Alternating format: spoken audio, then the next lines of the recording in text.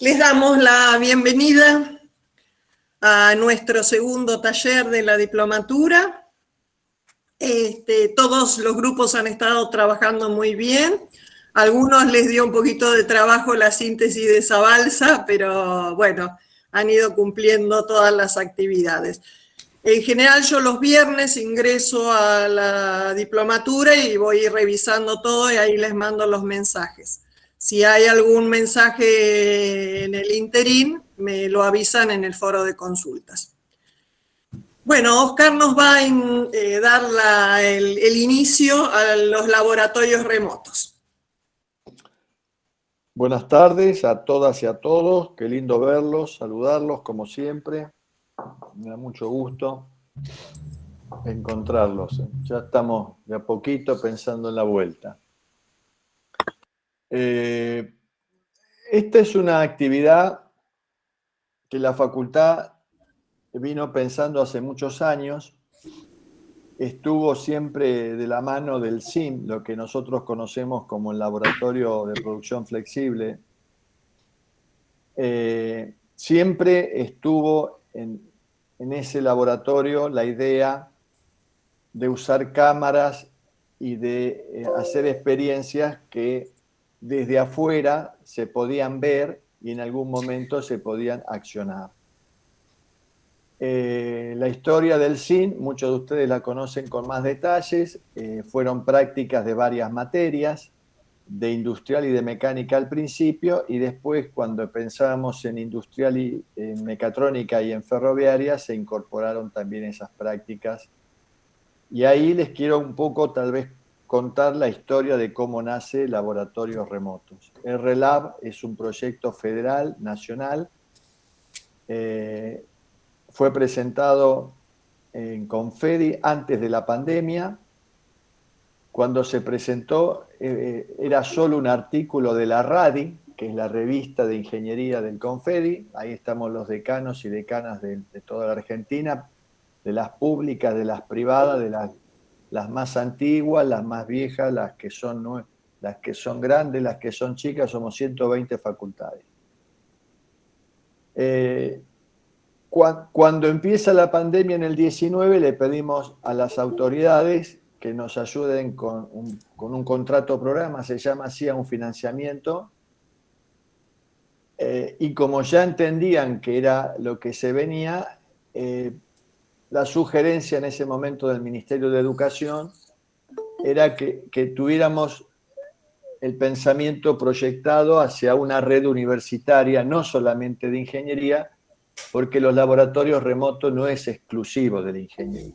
En aquellos momentos, cuando empezó todo esto, muchos de los proyectos de ingeniería estaban ligados a la pandemia y se hablaba mucho de las bioingenierías y de las enfermerías para usar estos laboratorios.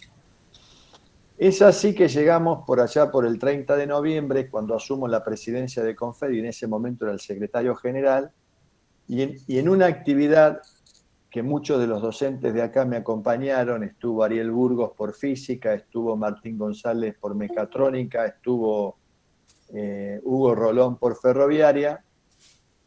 Fuimos un poco el disparador de esto de mostrar qué es remotizar un equipo.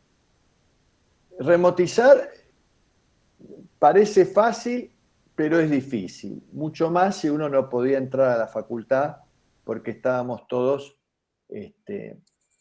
encerrados. Y algo se empezó a hacer, algunas cosas ya había hecho el SIM, con graduados nuestros que ya eran docentes, como el caso de Simoncel, y bueno, Martín Maceda y todo ese grupo ya venían pensando algo y haciendo algunas pruebas. Cuando hacen la impresora 3D, habían pensado cosas que ya se instalaron en la facultad muy rápidamente, no solamente el Arduino, sino placas de software libre como BlackBerry, que ya estaban en la facultad y lo usaba la escuela, inclusive, y lo usaba Indelama, incluso los chicos más chicos. Es así que nos encontramos con un proyecto que nace como un proyecto de fin de carrera de una facultad, de una de las 120 facultades de la Marina Mercante, que a diferencia de otras cosas, que se viene haciendo en el mundo, esta venía de esta mano del software libre. No había nada propietario, la plataforma era libre, por supuesto no fue pensada con la rigurosidad que buscan los entes acreditadores, porque no era un proyecto de fin de carrera, pero sí esto de que se podía hacer desde la enseñanza-aprendizaje más bien básica de aquellos que se podían sumar como proyectos de fines de carrera que podían ampliarlo o escalarlo. Es así que se presentan 2 ejemplos de nuestra facultad de equipos que se pueden remotizar, concretamente del SIN, de la robótica que está en el SIN, de eso va a hablar Martín González, y de algo que nos parecía muy necesario, que era mostrar la carrera de ferroviaria y mucho más, porque no hay vagones instalados en facultades de ingeniería, y el concepto de un laboratorio remoto federal es justamente socializar, democratizar los equipos que pocos tienen y que pueden usar muchos. O sea, en el caso del vagón, lo que va a explicar Hugo Rolón es lo que pensamos y lo que mostramos como concepto del sentido de una red federal de laboratorios remotos. ¿Qué se busca con este financiamiento? No se puede comprar equipos, porque eso sería una inversión muy grande, porque comprar un equipo es un desembolso en dólares, mucho más cuando estos equipos ya están en las unidades académicas. Muchos de estos equipos ya fueron comprados, incluso no recientemente, sino en décadas pasadas, donde el financiamiento a estas universidades, sobre todo la de gestión pública, fue un financiamiento muy dirigido, muy orientado y muy fortalecido. Por ejemplo, imagínense Hidráulica de La Plata, o imagínense el túnel de viento de Córdoba, del Instituto Universitario Aeronáutico, o el túnel de viento de la Universidad Nacional del Nordeste. O, por ejemplo, el reactor nuclear que tiene en modo experimental la Universidad Nacional de Rosario, la Facultad de Ingeniería. Así les puedo nombrar 10 o 20 facultades que tienen cosas que nadie tiene. Y que cuando hablo de esta subutilización es porque a esas carreras normalmente no van muchos estudiantes y no se usa mucho tiempo. Entonces, el concepto de este laboratorio remoto era que se enlazaran esas voluntades, que se subiera a internet y que alguien podía, con la ayuda del JTP, del ayudante de primera, poder explicar una práctica, pero accionarlo desde afuera. Ese fue el concepto. Así fue entendido, así se presentó este financiamiento del Estado Nacional a través del Ministerio de Educación y la Secretaría de Política Universitaria, y es ahí donde estamos trabajando. ¿Qué piensa la CONEAU? Hasta ahí le conté el que pone la plata. Como suele pasar, el que pone la plata pone algunas reglas, y las reglas son las que dije. Tenemos que usar los equipos que ya están, no podemos pedir plata para una conexión de internet, porque estas conexiones a veces tienen que ser simétricas y se iría todo el dinero por ahí. Entonces la facultad ya tiene que tener el equipo instalado y tiene que tener una conexión simétrica funcionando, para que la ayuda sería justamente estas acciones de remotizar que seguramente Martín y Hugo les van a contar. Pero sí es cierto que ya hay en varias facultades prácticas pensadas, desde, no sé, por decirle hidráulica, como también la estabilidad, como la física. Burgos se unió con un grupo de la enseñanza de la física no presencial.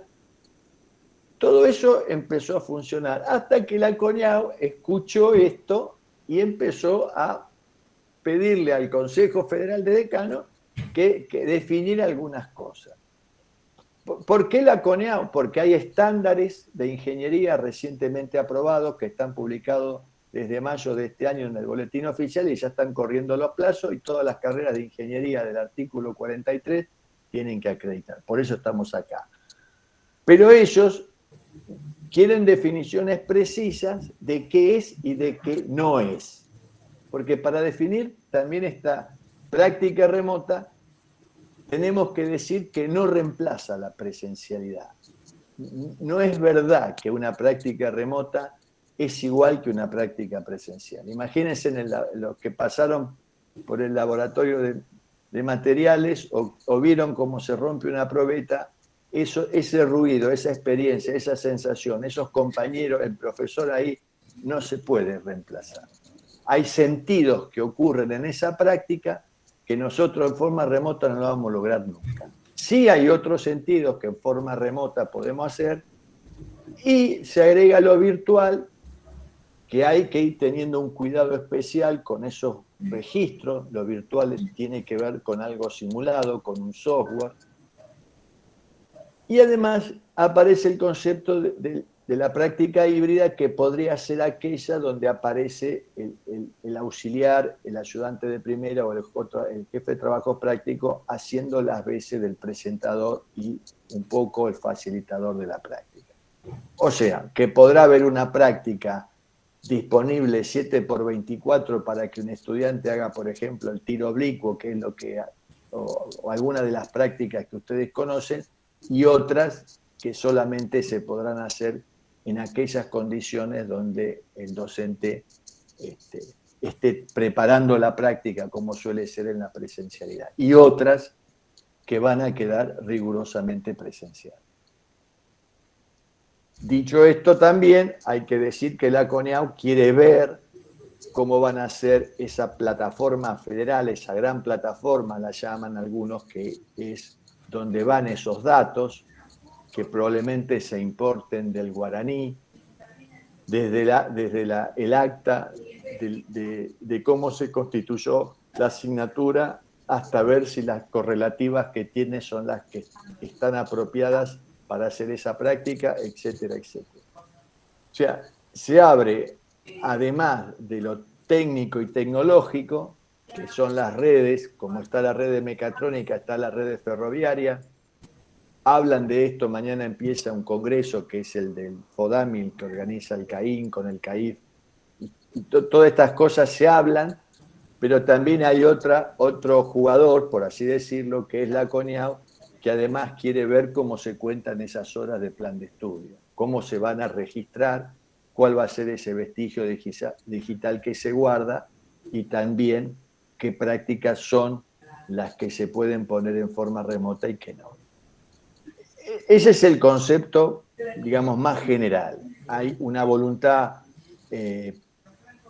desde lo político de juntar estas experiencias que ya están en caminos de ser remotizadas, algunas ya están probándose en las distintas facultades y casi estarían para subir a internet, esperando esa plataforma, y otros estamos terminando algunas acciones para remotizar estos equipos, que algunos cuestan más por los dispositivos y por los desarrollos que hay que hacer. Para eso, la facultad, vuelvo a decir, tuvo que poner una conexión dedicada. No es la conexión que usamos normalmente, tuvo que venir un proveedor, hubo que concursar a conexiones acordes para hacer este trabajo, que son conexiones simétricas. Bueno, eso también se fue haciendo en todo este tiempo. Después, si hace falta alguna pregunta, pero le diría eso, es un proyecto bianual que tiene dos grandes nodos. Un nodo que es este que acabo de comentar, empezó con un proyecto de fin de carrera en la Marina Mercante, conveniamos con esa facultad, y hoy la transferencia en esa facultad y nuestra facultad es directa, y hay cosas que son nuestras y están en Marina Mercante, y hay cosas de Marina Mercante que están en la facultad. Ese es un proyecto. El otro viene más de lo tradicional, que tiene que ver con el software propietario, que es lo que se fue usando hasta, les diría, por ejemplo, en el VISIR, que es una tecnología que se difundió en Brasil y en Europa, que nace en los Países Vascos, y que empresas como Deutos y otras la desarrollaron. Ahí hay una mirada tal vez de algún desarrollo que alguna vez se pudo pagar, porque para entrar ahí hay una membresía, es lo que no se busca, pero eso también hay que mirarlo porque eso descansa sobre un estándar que es de la IEEE y eso de algún modo sabemos que funciona. O sea, ahí están los dos extremos del estado del arte en este momento. Proyecto Rosario concentra todo esto que es Visir, Deusto, y Proyecto Marina Mercante Lomas, que es software libre, que es donde se está haciendo una plataforma prácticamente abierta para que cualquiera se pueda sumar. Martín o Hugo, no sé cómo sigue la presentación. Sí, los invitamos y después cuando ustedes nos avisan pasamos el video que armaron. Martín. Bueno, buenas tardes, ¿cómo están? Ahí está, muy bien. ¿Me escuchan bien? Sí, perfecto. Bueno, como contaba Oscar, es un trabajo que estamos haciendo con Marina Mercante. Próximamente fuimos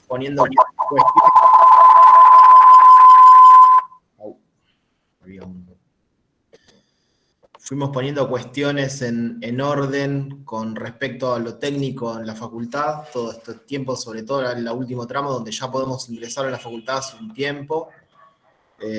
Como decía Oscar, conexión simétrica necesitamos, vamos a hacer un nodo principal dentro de toda esta red, que son, como decía Oscar, muchas facultades de ingeniería que se van a sumar.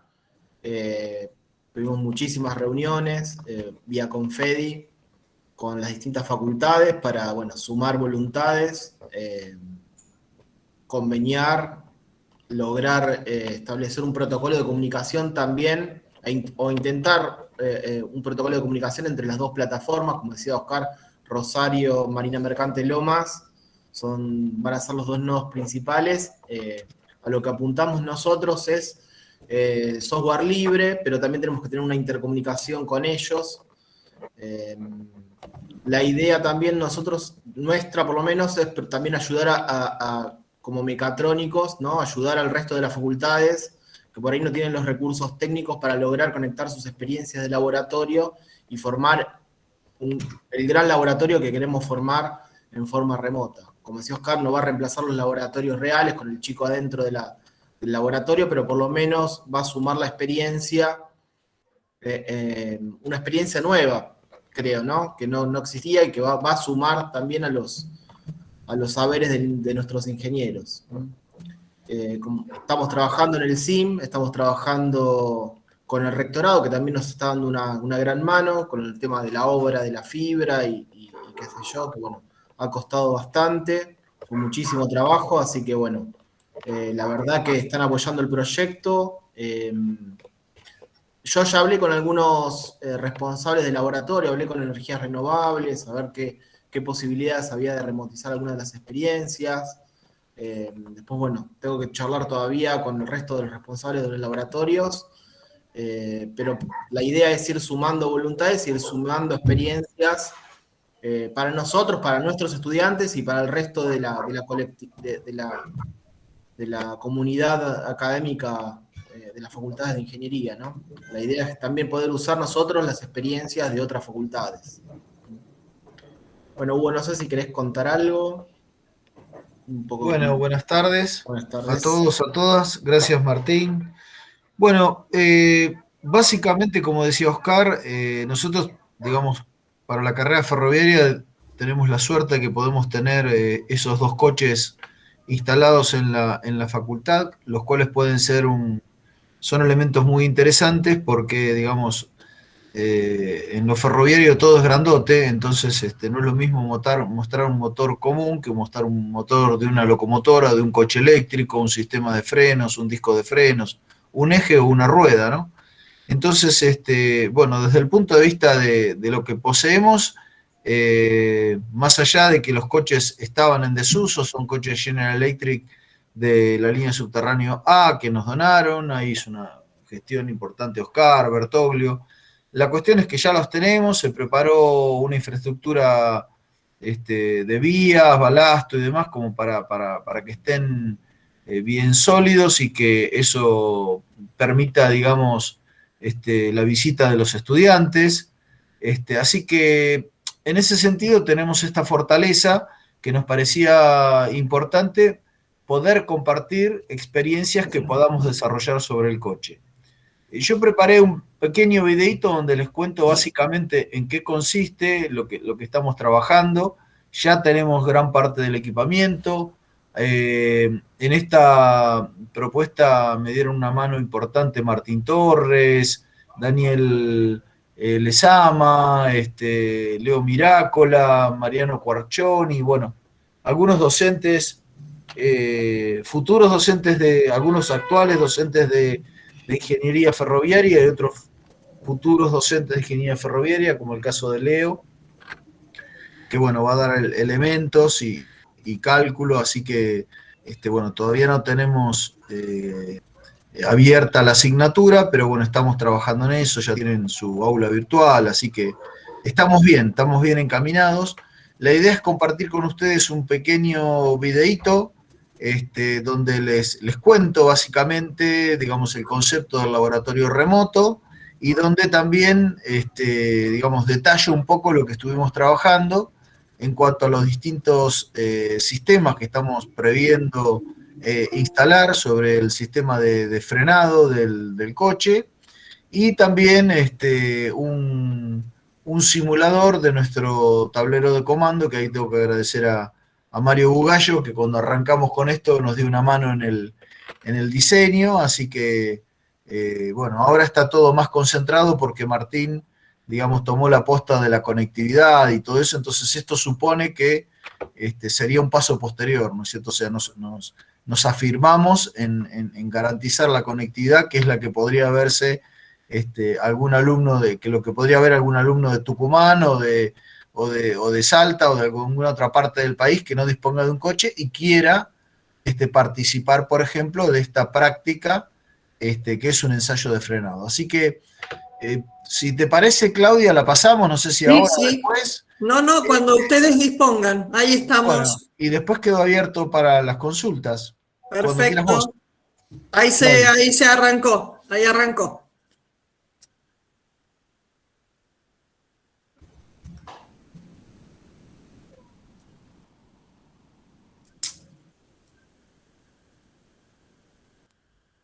Laboratorios remotos. Un laboratorio remoto no reemplaza un laboratorio presencial, es un concepto inicial y básico para tener presente cuando hablamos de laboratorios remotos, puesto que se interpreta, por supuesto, que la vivencia de un estudiante en un laboratorio presencial es irreemplazable. Entonces, uno de los primeros conceptos que tenemos que tener presentes cuando hablamos de las implementaciones, de los equipamientos y del software que vamos a implementar y de la forma de manejo, es entender que el laboratorio remoto es un complemento pedagógico a los fines de la enseñanza, pero que bajo ningún punto de vista un laboratorio remoto reemplaza a un laboratorio real, ¿no? Los laboratorios remotos básicamente tienen su funcionamiento mediante la aplicación de un conjunto de tecnologías que permiten llevar a cabo un experimento en forma remota de la misma manera que si se estuviera en un laboratorio presencial. Acá lo que tenemos que diferenciar fundamentalmente es que la presencia dentro de un laboratorio no necesariamente apunta a que la experiencia sea con equipamiento real. A veces la presencia en un laboratorio de un grupo de estudiantes apunta a ser una experiencia no sé, de un simulador. Entonces ya no estaríamos ante equipamiento real, sino ante un equipamiento simulado. Un poco para resumir, yo preparé esta siguiente placa que de alguna forma, bueno, en principio conceptualiza el concepto de laboratorio remoto, interpretado como un recurso didáctico que combina el uso de las tecnologías de la información y la comunicación en los equipos reales del laboratorio. Acá lo que tenemos que diferenciar básicamente es que podemos estar en distintos casos, ¿no? O sea, podemos estar en un laboratorio tradicional, con con equipos reales, con plantas y equipos reales, donde los estudiantes hacen sus prácticas en contacto directo con cada uno de los equipamientos, de las probetas, del instrumental. Y por otro lado tenemos los laboratorios tradicionales que pueden ser virtuales, donde se realiza también una actividad presencial, pero con un equipo simulado, es decir, con un software determinado, como los distintos distintos software que pueda haber en la facultad. Y por otro lado tenemos los laboratorios remotos reales que implementan, digamos, en forma remota una planta o un equipo, y el laboratorio remoto virtual que opera a distancia, no sé, un programa de simulación. Es importante tener presente esta clasificación porque a veces llama la confusión y bueno, cuando uno está en proceso de implementación es cuando tiene que identificar las características de cada uno. En el caso de la Facultad de Ingeniería, bueno, todos saben, hay un coche de subte que se incorporó a la facultad con una infraestructura de vía que se adecuó y se construyó a tal fin. Son unos coches de subte marca General Electric. Para ir concretamente al tema, les comento que en la parte inferior de cada coche existe lo que se llama el bastidor y el bogie. El bogie es el elemento mecánico que lleva los ejes donde están los distintos motores de tracción, que son eléctricos y que son los que provocan los que generan el movimiento del coche. En el bogie se encuentran también los elementos de suspensión, los motores de tracción y el circuito de frenado, que es sobre el cual nosotros estamos planificando realizar la actividad de laboratorio remoto. En esta foto de acá abajo, ustedes ven lo que es el circuito, el esquema, mejor dicho, del dispositivo de frenos, que es este que está aquí, y acá ven una foto real de nuestro coche, donde se ven todas las palancas metálicas que mueven el sistema de mordazas que actúan sobre un disco de frenado. Estas estrellitas que ustedes ven sobre el dibujo y sobre las cuales voy a comentar en las próximas placas, van a ser los lugares donde van a estar colocadas las galgas extensométricas, que son las que van a medir el estado tensional de cada una de las variables que vamos a estudiar. Es decir, de cada uno de estos lugares se va a rescatar información y esta información va a ser transmitida a una central de comando que va a estar en la parte superior del coche, que nos va a permitir tomar lectura de datos. En esta placa tratamos de alguna forma de indicar, de esquematizar, y la idea no es que leamos punto por punto, pero sí ver un poco cuáles pueden ser los objetivos de operar mediante un laboratorio remoto, que puede ser un excelente complemento para una experiencia real o para compartir una experiencia con algunos otros estudiantes que no se puedan acercar a la facultad. Entonces, en el caso de los que están operando, porque esto lo que permite es la operación, es decir, vamos a poder comandar los distintos dispositivos electrónicamente. Entonces, uno de los primeros objetivos es operar y observar en tiempo real las distintas partes que integran los dispositivos. También nos va a permitir observar los movimientos, dado que hay un sistema de cámaras que va a ir registrando los distintos movimientos, tanto en las zapatas como en los discos de freno, en toda la parte integrante del sistema de estudio. Después, bueno, medición de tensiones, realizar mediciones de temperatura, realizar simulación de la circulación del coche, porque voy a poder variar la aceleración. Bueno, simular también como que la planialtimetría, es decir, las condiciones del terreno van variando. Puedo desarrollar distintos tipos de mediciones, observar esos valores y sacar conclusiones a partir de las variaciones de los mismos. Puedo también, por supuesto, almacenar la información y emitir los reportes, sobre todo para el posterior análisis o utilización el proceso de enseñanza, ¿no? Con los cuales habrá que hacer alguna actividad.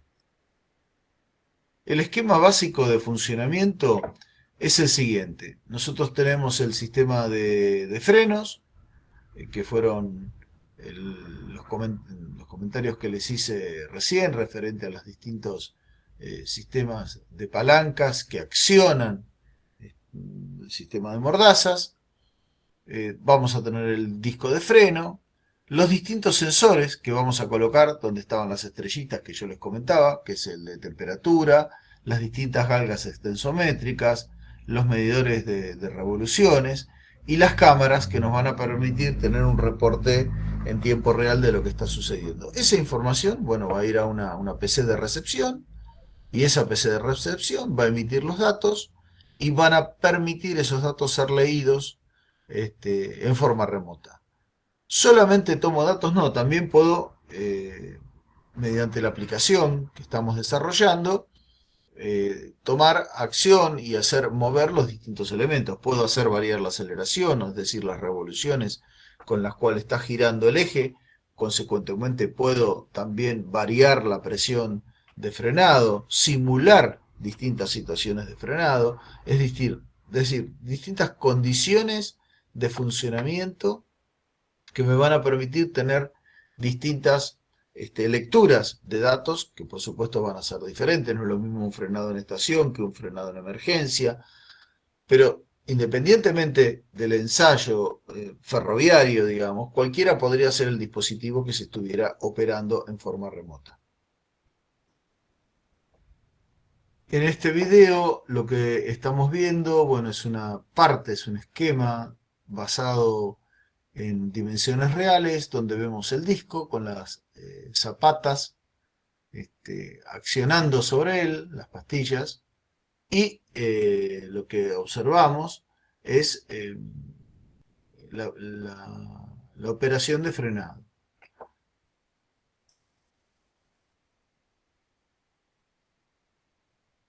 Es un esquema realizado en SolidWorks. Ahí se ve cómo están las pastillas accionando sobre el disco. Esto representaría concretamente la situación real.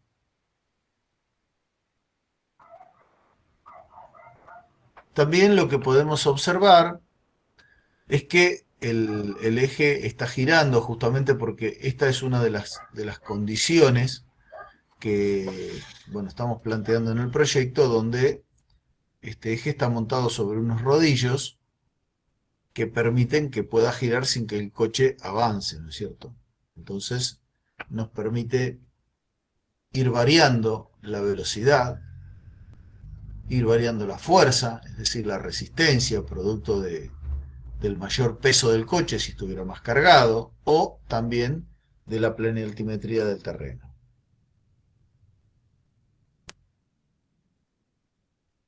En este otro caso, vemos la representación esquemática de lo que podría ser el sistema de accionamiento del disco y las respectivas pastillas que producen el movimiento de frenado. Fíjense que en el esquema lo que se observa es un motorreductor con un acoplamiento sobre la parte izquierda del esquema, porque como les decía, el eje está montado.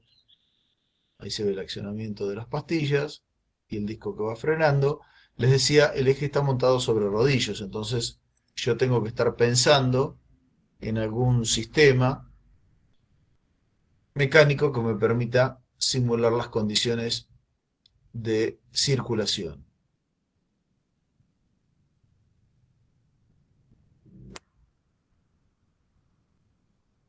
Por último, quería presentarles también lo que es el tablero de instrumentos, una demo que hemos realizado, donde van a poder ver sobre la izquierda las cámaras que están monitoreando el ensayo y los distintos indicadores, instrumentos, algunas referidas a las galgas, que van a ser 5, que están, los que dice aquí, galga 1, 2, 3, 4 y 5, Después vamos a tener voltímetros y amperímetros, medidores de revoluciones y de temperatura.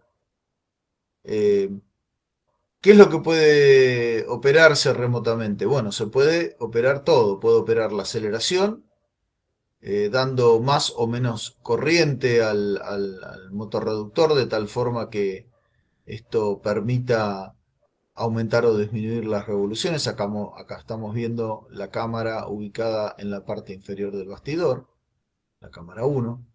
Les comentaba, puedo variar las revoluciones, puedo variar la corriente. Bueno, también hemos incorporado algunos indicadores que nos permite el sistema, como variar la calidad del video, detener la imagen, hacerlo en cámara lenta, prender o apagar un flash.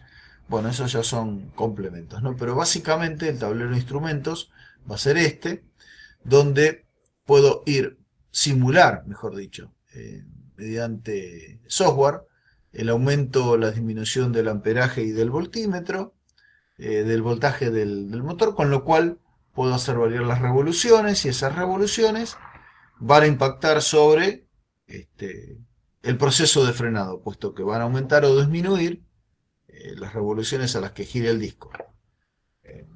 De tal forma que puedo ir simulando distintas condiciones de circulación y por supuesto distintas condiciones de frenado. Bueno, todos los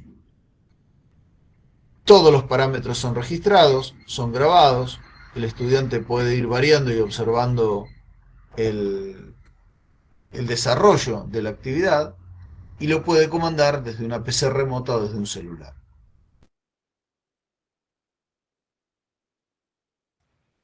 Bueno, ahí termina. Tratamos de hacer esta representación un poco, digamos, como para esquematizar en lo que estamos trabajando. Hay muchas cosas avanzadas, otras cosas que nos faltan, la verdad es esa, pero bueno, tenemos bastante concreto el objetivo y bueno, no sé, cualquier cosa con respecto al avance que tenemos y al objetivo de la experiencia o dónde calza esto en nuestra mirada. Yo estuve trabajando un poco, digamos, con las actividades reservadas, con lo que tiene que ver con las competencias en particular de la ingeniería ferroviaria. Y bueno, entendemos que para la parte de cálculo y diseño es un soporte muy, muy interesante, porque todo lo que es timonería de frenos, es elementos de seguridad, se puede trabajar sobre ellos, se puede trabajar en el dimensionamiento, en el análisis de los materiales, en los materiales de fricción inclusive, porque estamos hablando de pastillas que actúan sobre un disco donde las temperaturas son muy altas. Hay muchísimos estudios y antecedentes de problemáticas que se presentaron en los procesos de frenado de los distintos coches ferroviarios, así que hay mucho para estudiar. Por eso vimos que la temática en particular era una temática que aquel que no estuviera cerca del material ferroviario y no tuviera la oportunidad de estar practicando esto en el campo real, digamos, es una oportunidad como para compartirla con aquellos que están más lejos u otras universidades que a lo mejor incorporan otra práctica y nosotros podríamos trabajar en este tema tan delicado, ¿no? Así que bueno, hasta acá es lo mío, no sé cómo sigue esto, Martín, Claudia, si alguien tiene... Huguito, Martín tiene alguna Sí, cosa para mostrar. Gracias, dale. gracias, Hugo. Un solo comentario de lo que mostró Hugo, que un poco se habló en el encuentro pasado. Hay que diferenciar acá mucho lo que es la formación de grado y de posgrado. En el posgrado todas estas cosas no se acreditan, hay una resolución ministerial para el posgrado, y en el posgrado todo esto se podría usar, y de hecho la acreditación lo valoraría muchísimo con este tipo de herramientas que son remotas para un estudiante de posgrado que esté en otra provincia o en otro país. Cuando hablamos del grado y hablamos de la carrera del artículo 43, lo que yo les comenté referido a la CONEAU tiene que ver que las ingenierías no pueden tener una presencialidad mayor, no pueden ser no presenciales. Ese es el gran tema. En lo que venimos haciendo en la facultad podrá ser un 29% en las resoluciones ministeriales que tenemos. Si tuviéramos un CIED aprobado podría llegar al 49% de no presencial, pero nunca una ingeniería, y mucho menos las 4 que tenemos, podrían ir con una modalidad por encima de una no presencialidad. Eso un poco también para enmarcar por qué presentamos esto, porque si bien nos podemos enamorar de esta tecnología, a la hora de acreditar una carrera, no se olviden que hay un porcentaje alto de las ingenierías del artículo 43, que son las que tenemos nosotros, y en general todas las que están en las terminales del libro rojo, van por ese camino y no pueden tener una presencialidad por encima del 49%.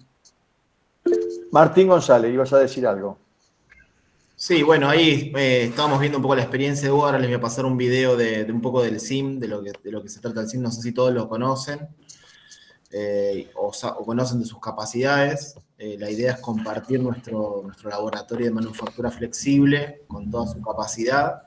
Y volviendo un poco a lo que mostraba Hugo también, como vimos, hay mucho de desarrollo mecánico para todas las experiencias, pero también hay mucho desarrollo de software y electrónico, que estamos trabajando en la carrera de mecatrónica y que vamos a participar en todos los laboratorios seguramente dando una mano y ayudando. Como decía Oscar, vamos a usar mucha electrónica. Como vieron en lo que mostró Hugo recién, hay muchos sensores, ¿sí? Todas estas experiencias conllevan un desarrollo electrónico bastante grande en el que ya estamos trabajando, ya empezamos a avanzar con algunas cosas. Tomar todas esas mediciones y prepararlas para que la vea un alumno desde su casa o fuera de la facultad. A veces es complejo, así que con muchos profesores ya estamos trabajando. Seguramente vamos a molestar a muchos de ustedes también, pidiéndoles colaboración o consejo en algunas cuestiones, donde vamos a tener que resolver cuestiones tanto, como les digo, mecánicas, de software y electrónicas, ¿no? Porque esto es bastante complejo, ¿sí? Como decía Oscar, parece sencillo, pero como lo ven, no lo es.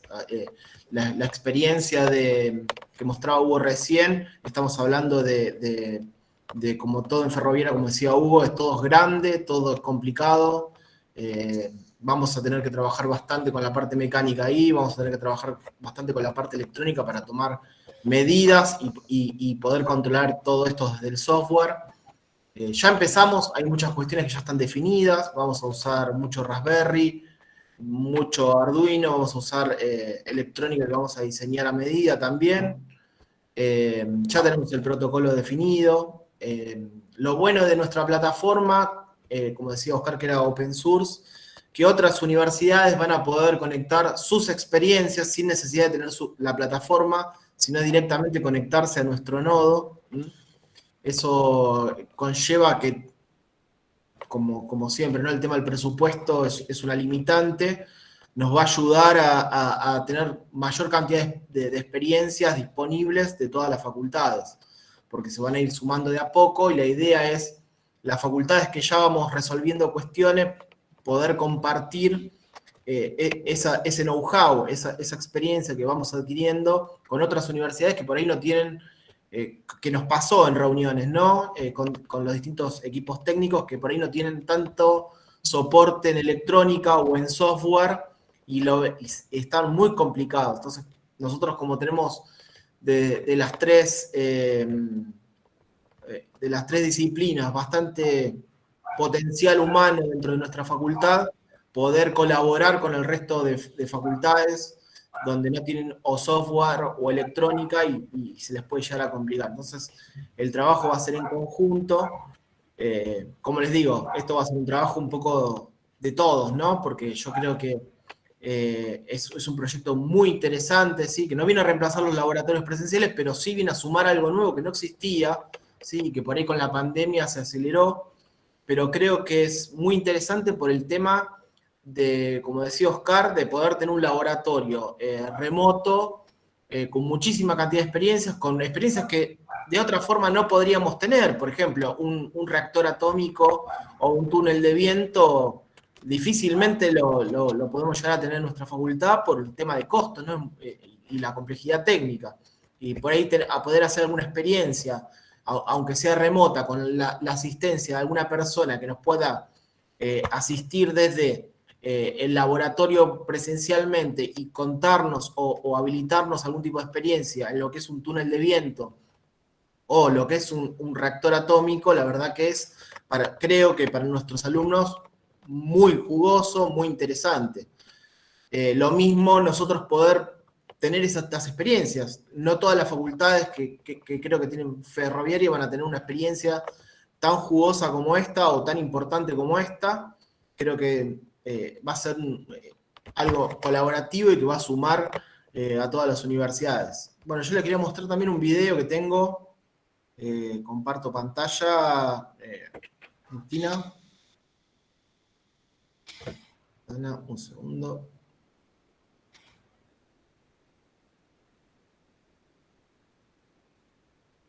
De nuestro laboratorio SIM, por si no lo conocen.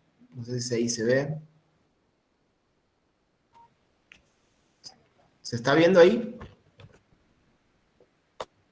Sí, Martín. Sí, se ve en pantalla. Buenísimo. Bueno, sí, se ve bien. este es nuestro laboratorio. Tenemos la capacidad instalada. Tenemos un muy lindo laboratorio de robótica. Va a servir para experiencias de robótica, de electrónica, de análisis de señales, algunos de procesos de ingeniería industrial también, ¿sí?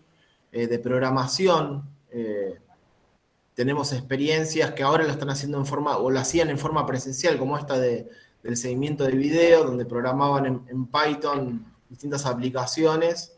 La idea es que el alumno pueda cargar su software en forma remota y pueda probarlo con asistencia también de un ayudante o un JTP que esté presente en el laboratorio, hacer distintas mediciones, por ejemplo, de tensión en las galgas que tienen un brazo robótico, ¿sí?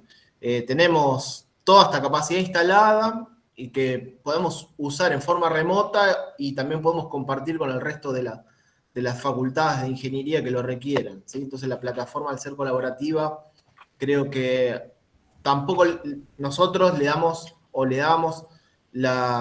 el uso, o no la teníamos 100% ocupado el laboratorio, y creo que si podemos compartir nuestras experiencias va a ser mucho mejor aprovechado, no solo por nosotros, sino por el resto de las facultades, y nosotros poder usar también la capacidad instalada de otras facultades, ¿no? Eso les quería contar un poco, mostrar un poco la capacidad para los que no conocían el SIM por adentro. En la última etapa pre-pandemia estuvimos trabajando mucho en lo que es la modernización de los robots, de la red, de las experiencias, y bueno, esta etapa de laboratorios remotos nos permite a nosotros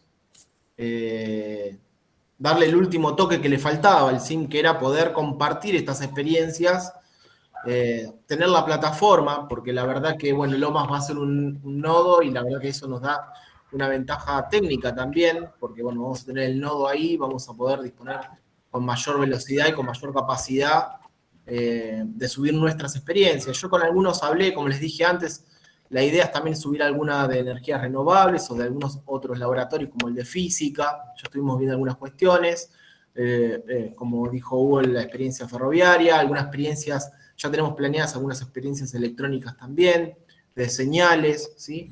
De algún proceso que podamos hacer, tenemos todo el equipo integrado dentro del SIM, algunas prácticas que hacían regularmente en ingeniería industrial también. Todo esto va a ir sumándose con las experiencias de otras facultades, y bueno, la idea es lograr tener una plataforma con la mayor cantidad de experiencias posibles. Todas las ideas suman, o sea, somos un equipo, esto no es un equipo de un puñado de personas, sino que creo que es un proyecto que tiene que llevar toda la facultad o todas las facultades en comunidad. Todas las ideas suman, todos los proyectos que se puedan subir o todas las prácticas que se puedan subir a la plataforma suman, ¿sí? Queremos invitarlos también, lo que me parece a mí es que queremos invitarlos a que participen, a que colaboren, a que sumen ideas, ¿sí? A que sumen esfuerzos si pueden. La idea es que esto sea algo que vaya creciendo, que podamos ir compartiendo, y bueno, que sea un proyecto que quede ya instalado y que sirva en adelante, ¿no? A futuro. Bueno, muchísimas gracias, Martín. De nada. Lo mismo a Hugo, lo mismo a Oscar. Hay alguien que quería hacer una consulta, me parece. Sí, me parece que... Era yo. Buenas, ¿qué tal? Buenas. La consulta me parece que es para Hugo. Eso, digamos, el frenado es un banco de ensayo, ¿verdad? Lo que se mostró después. ¿Te respondo? ¿Es esa la pregunta o tenés Sí, otra? sí. No, si es un No, banco de porque le estás ensayo. dando suspenso, Gustavo, entonces yo no sé, como le diste suspenso, digo, capaz que sigue otra. No. Ahí terminó. Tiene su vueltita, pero digamos, la pregunta es si ese es un banco de ensayo y estamos en condiciones de poder armarlo realmente. Bueno, te cuento. El segundo videíto que vos viste con el motorreductor y el acoplamiento, eso va a estar montado abajo del coche. Lo sacamos como para esquematizar, pero la idea es que el coche esté montado sobre rodillos, como dije. En esa parte vamos a poner rodillos, ¿viste? Como cuando haces la verificación técnica, que el auto da vuelta Sí. arriba de un sistema de rodillos. Sí. Bueno, lo que vamos a tener ahí abajo es una obra civil y el coche va a dar vuelta. Lo podríamos levantar y hacerlo dar vuelta en el aire en una primera etapa, pero queremos hacer tracción y frenado nosotros. Entonces, capaz que lo que vamos a hacer es en una primera etapa subirlo, pero esto va a tener que terminar en una obra civil, a futuro, cuando tengamos más plata. Por ahora lo vamos a levantar, vamos a poner un sistema mecánico de acoplamiento. El sistema de freno no va a ser neumático porque el coche, ya que me preguntás, lo tengo que contar. El coche tiene un sistema que es de accionamiento neumático. Hacer que funcione el sistema neumático es meternos en otro brete porque hay que calibrar y poner en órbita todas las válvulas del sistema de freno, con lo cual nos complicaría el ensayo mucho más y no tendría sentido. Entonces lo que vamos a hacer es que la timonería de freno, a los efectos del cálculo y de lo que es la lectura de las galgas, va a ser de accionamiento mecánico, no va a ser neumático. Y el eje va a dar vuelta en el aire y lo vamos a frenar. A futuro va a tener los rodillos y vamos a hacer tracción y frenado. Esa es la idea. No sé si respondí tu pregunta. Respondiste mi pregunta en parte, porque en un Decime. momento vos mostraste un motor que tracciona el eje, Sí, o sea, que es un motor reductor que sí, tracciona el eje sí. y entonces que simula la fuerza de la máquina, Sí, o sea, señor. o la inercia misma de la máquina, y después accionás con el freno. Sí. Eso no estamos en condiciones de armarlo aparte. Se podría armar aparte, pero lo que pasa es que estaríamos perdiendo esto que decíamos. Armarlo aparte es como sacarlo y ponerlo dentro de un laboratorio y yo te muestro Claro. un video de YouTube y estaríamos en la misma. La idea de instalar las 4 cámaras abajo justamente es para que se tenga noción de las dimensiones, de las medidas, colocaremos algunos elementos característicos que permitan tener idea del tamaño, de la envergadura de lo que estamos hablando. Porque a lo mejor la mayoría de los que estamos acá presentes alguna vez hemos pinchado una rueda y hemos visto un disco de freno de un auto que no supera los 30 centímetros. Acá tenemos que pensar que el disco tiene 80 centímetros de diámetro, es casi 1 metro el disco de freno. Y que las mordazas que apretan eso son unos brazos que son más gordos que los brazos de alguno de nosotros. O sea, hay otra dimensión de las cosas. Ponerlo en un banco, también lo podríamos haber hecho en un banco a escala, con lo cual se perdería mucho lo que queremos hacer ver. Lo que queremos hacer ver es que se trata de una construcción robusta, se trata de un elemento ferroviario de que por sí es robusto en sí, y tratar de transmitir, no sé, a alguien que no está acá, digamos que no está presente y que no lo puede ver, de transmitir lo más real que se pueda de las dimensiones de las cosas también. No, perfecto. Una aclaración para seguir con el razonamiento de Villegas. No tendría sentido hacer semejante inversión y semejante trabajo en una carrera presencial que se cursa con estudiantes que van a ver el vagón. El financiamiento que se pidió, que pondría el Ministerio de Educación, es para que lo vean otros que no tienen el vagón. Entonces, cuando se cotizó hace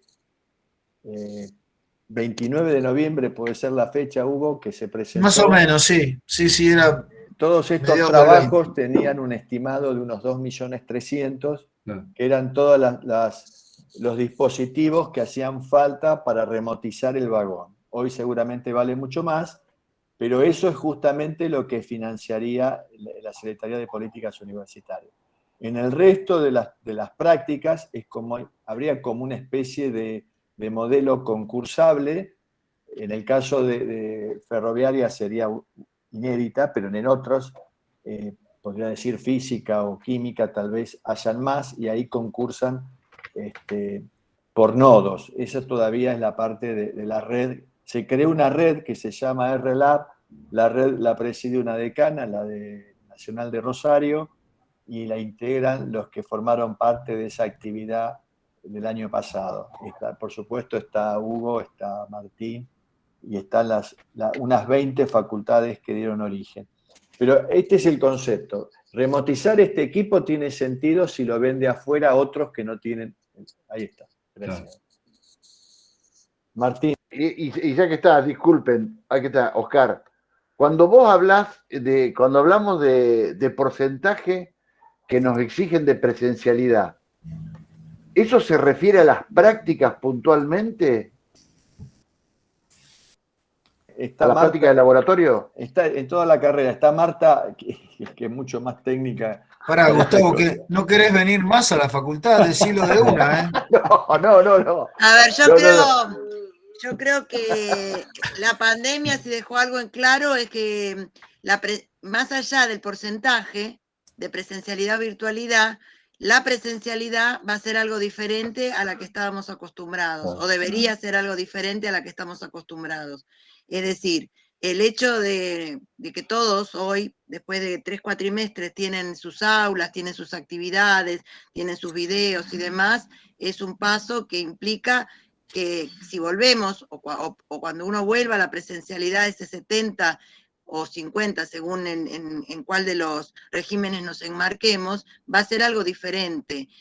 Sumado a eso, el hecho de que estamos en un estándar de diseño curricular por competencia. Entonces, el avance que hemos tenido, la evolución que hemos tenido de alguna manera en cómo dar nuestras clases y el marco de las competencias va a hacer que la presencialidad implique ir a hacer algo concreto que no se puede hacer ni virtual ni a través de un laboratorio remoto. Es decir, nosotros, el alumno cuando vaya a la presencialidad se supone que ya vio la clase, que ya está en el aula, que ya tuvo acceso al material, que en los casos de las experiencias prácticas o de laboratorio que estén remotizadas puedan haber visto, puedan haber ejercitado, puedan haber completado un TP a través de lo que visualizan, y su presencia en el aula tiene que ver con otra cosa, con hacer algo de manual o grupal, digamos, una dinámica grupal, una exposición personal,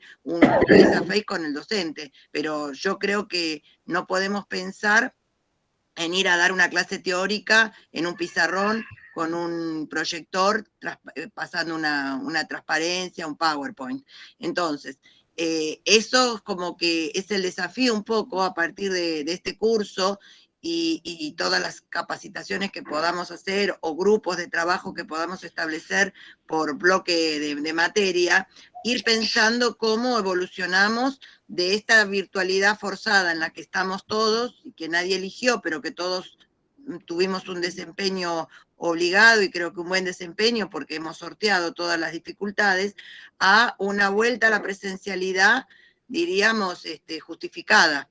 Es decir, entiendo que todos vamos a tener que justificar para qué volvemos, y esa justificación tiene que ver con el desarrollo de competencias de los estudiantes, porque ya las clases, el alumno va a decir, si yo puedo escuchar el video donde el profesor me está dando la clase, ¿para qué tengo que ir al aula a escuchar lo mismo? Entonces ahí va a haber, está el desafío de cada uno de pensar en actividades prácticas de razonamiento, de deducción, de interacción, de distintas cuestiones según sea la tipología de la asignatura, donde se justifique una presencialidad.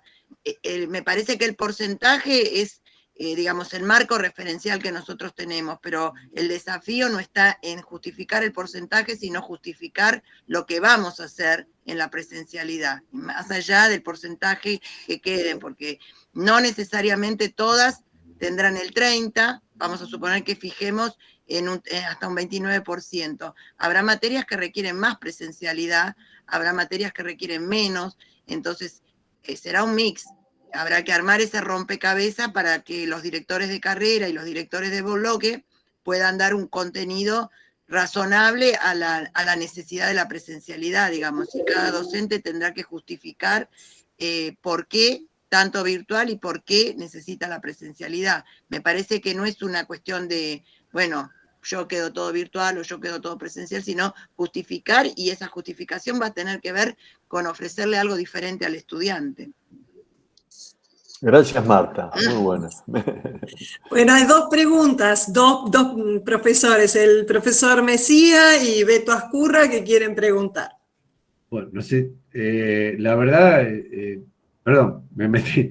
Es maravillosa la iniciativa, no hay palabras, porque a lo largo de los años y viendo un montón de textos, a veces es muy difícil interpretar cómo funciona un sistema si no se lo ve al menos así, animado a ese nivel.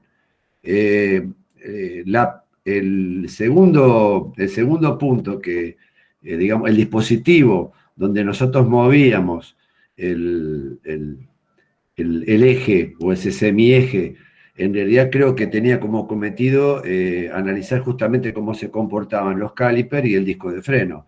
Es solamente eso, no estoy analizando todo el eje. Ahí estoy, digamos, yendo a un elemento en particular. Y a lo que te referís, Hugo, seguramente, claro, y también con lo que comenta Oscar, hacer esto en físico implicaría inversiones tan extremadamente elevadas. O sea, lo que vos estás planteando, Hugo, un sistema de rodillos, es casi como lo que tiene un torno bajo piso, ¿no?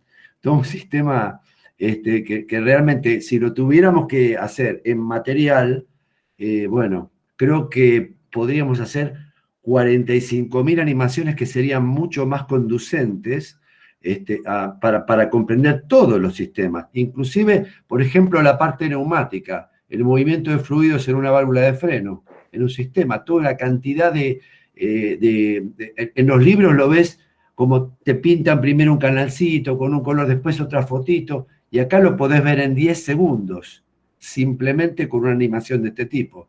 O sea que el potencial, por lo menos para comprender cómo funcionan las cosas, es enorme.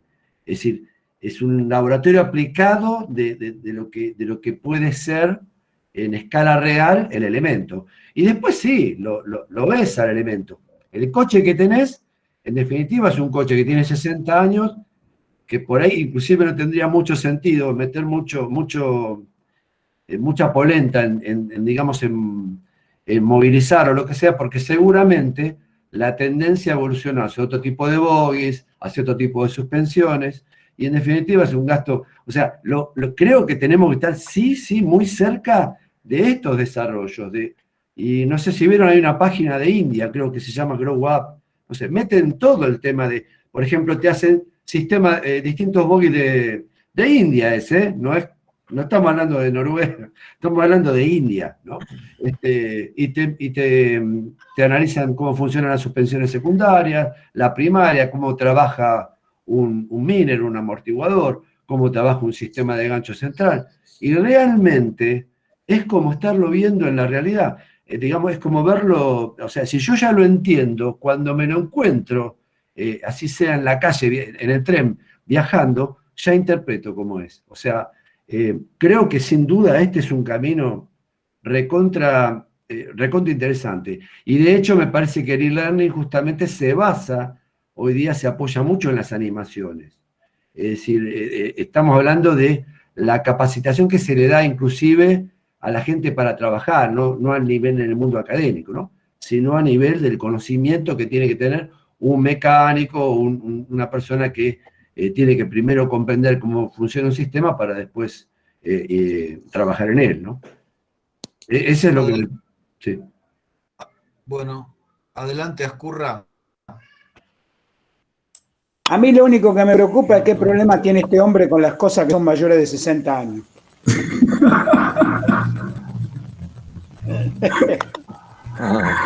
¿El coche? No, todavía funcionan las cosas de 60, ¿eh? Ese no funciona más. Ese coche está radiado y no va a volver a funcionar. Ese ni ninguno de esa serie. Así que, sí, es viejo. El tiempo pasa. Bueno. Si querés, lo hacemos con la porteña, pero no anda mal la porteña. No, yo me refería porque tengo 65, yo por eso. Claro. Dale, Beto. Hola, buenas tardes a todos. Bueno, como dijo Claudio, felicitarlos por todos estos esfuerzos que están haciendo, que me estoy enterando. Genial. Hago una pregunta justamente por todo el tema de simulación con respecto al laboratorio de energías renovables. Yo había averiguado, a ver si lo podíamos tener de la facultad, el software LEAD, que hace simulación de cualquier energía renovable y te arma escenarios energéticos, te analiza eficiencia energética, intensidad energética y una serie más de cosas. Cuando yo lo averigüé, Oscar, bueno, a todos, cuando yo lo averigüé, la licencia era $4.000 por 2 años. Te lo daban y con una capacitación. Previo una capacitación. Bueno, cuando estaba, bueno, ustedes saben que estoy con todo el biocombustible. ¿Cómo se llama? Y me interesó y me hicieron un pequeño demo. Y bueno, era interesantísimo y aparte sirve para otras materias de la carrera, ¿no? Simulación con escenarios, es muy, muy, muy bueno. Les paso el dato nada más, o sea, porque hablaron también para incorporarle algo al laboratorio de energías renovables. Entonces, bueno, ese dato, si quieren, lo averiguo nuevamente, pero era un software muy interesante, digamos que sirve para todas las carreras y en parte, bueno, porque bueno, la energía es transversal a cualquiera de las carreras y se pueden hacer escenarios de consumo energético también. Simplemente ese era el comentario. En el caso de energías renovables, los equipos que tiene la facultad o otros que se puedan ir comprando,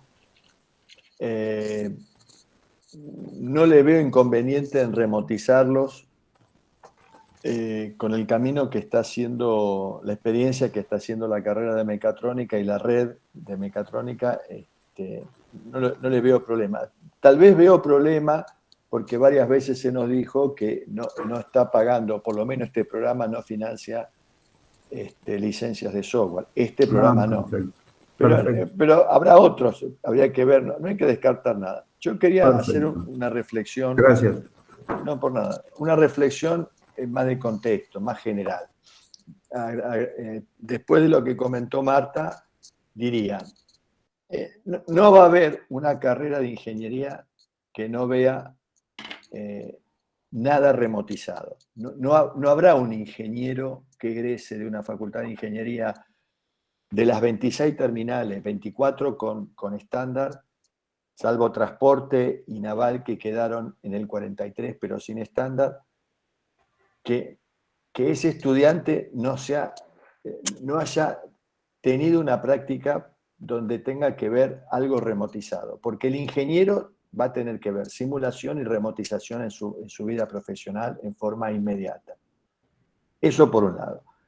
O sea que esto tiene que estar en la carrera, sí, rotundamente tiene que estar. Tal vez el paraguas que comentamos es porque en las reuniones de CONEAU es como que hay una mirada de que de cara a la acreditación, ustedes saben que el formato de las ingenierías tiene este porcentaje alto de presencialidad.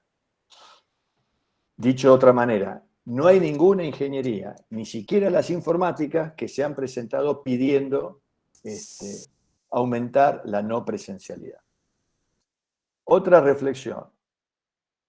Esto es la antesala de lo que se nos viene. O sea, se viene una tecnología 5G que, para ubicarlos en las diferencias entre hoy que andamos en auto, el 5G sería andar en avión.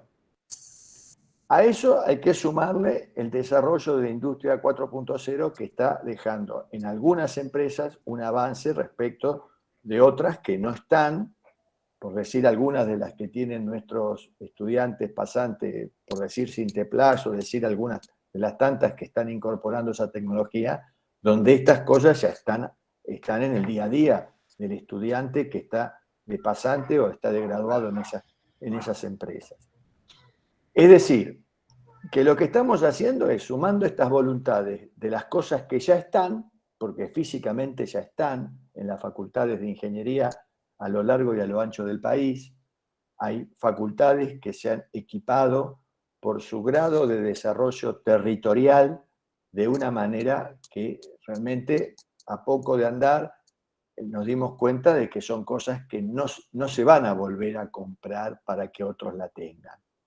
No veo que eso pase. Ahora, ese desarrollo territorial, por decir algunas que mencionamos, pero hay otras, debería ser usado por otros, y para eso esta tecnología, podemos decir que la pandemia, el espanto y todo eso nos permitió desarrollarlo. Tiene toda una complejidad, a mi entender. Estamos discutiendo lo final. Lo final sería la validación del estudiante y ese tipo de cosas, y son cuestiones que se pelean entre los técnicos de una y otra tecnología, pero esas son cuestiones que se resuelven. Pero el concepto me parece que vino para quedarse. Como decía Martín, creo, la ventaja de ser un nodo es que el hecho de que podamos concentrar es que también uno puede pensar que esto es subir una práctica, pero también pensar en las que podemos bajar. O sea, los privilegios de los que suben, como toda red, es también de las cosas que podemos bajar, que son las cosas que nos pueden faltar. Esto que dice Beto, si falta en la facultad y alguien lo tiene, se podría, justamente el laboratorio remoto es ofrecerle a nuestros estudiantes algo que la facultad no tiene.